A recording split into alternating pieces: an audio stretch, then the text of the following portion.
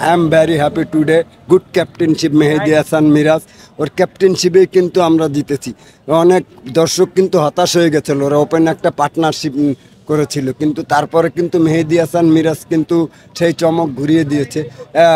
যে একটা বলার উইকেট পাইলে কিন্তু সে ভালো বলার হয় না মেহেদী হাসান মিরাজ কিন্তু চাপে রেখেছে বোলিং করে 10 ওভারে 16 রান দিয়ে 3 মেডেন দিয়ে কিন্তু 1 উইকেট এটা কিন্তু টেস্টের বোলিংয়ের চেয়েও কিন্তু ভালো বল করেছে Miraz all class bowling first class bowling তাছাড়া আমি জানি এই যে মিরপুরের গ্রাউন্ডে এটাকে হয়তোবা আপনারা কিছুদিন আগে আমি দেখেছি ধান খাত বানিয়েছে আসলে কিন্তু ধান খাত 180 হচ্ছে যায় না ইন্ডিয়ার মতন টিমরে কিন্তু আমরা পানি খাওয়াইয়া ওকে আব্বার নাম ভুলাই দিয়ে কিন্তু পাড়াই দিছি ওরা কিন্তু ইন্ডিয়া এখন কিন্তু বাংলাদেশের সাথে ওডিআই খেলতে ভয় পায় ওরা কয় কি ছাইরা দেমা কান্দা বাসি ইন্ডিয়ারা এইটা বলে সবসময় সবার সাথে ওরা দেখেন কিন্তু ওরা যদি হাইরা যায় র্যাঙ্কিংয়ে কম থাকে ওকে দেশের মাটিতে কিন্তু জিম্বাবুয়েরই নিয়ে র্যাঙ্কিং বাড়ায় আমরা কিন্তু জিম্বাবুয়ের নিয়ে র্যাঙ্কিং বাড়াই ওয়েস্ট ইন্ডিজ কিন্তু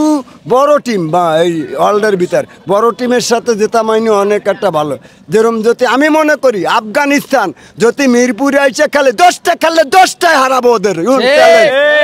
দুবাইয়ের মাঠে ধরেন আমি পরীক্ষায় পড়াশোনা করি ধরেন MR15 নিয়ে